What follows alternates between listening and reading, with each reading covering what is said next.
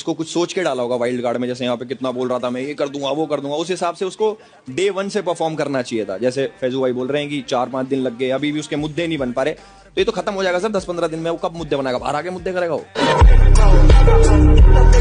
ये है मेरा। और जो वो लड़ाई भी कर रहा है, मुझे लग रहा है सर फर्जी है, इतना तो नहीं होता। मतलब इतनी सी बात पे कंधा टच हो गया किसी का व्लॉग बनाते, उस बात पे धक्का मुक्की, इतना नहीं होता। गुस्सा हमें भी आता है, हमें तो सर बहुत ज्यादा आता है, वो तो कुछ नहीं है।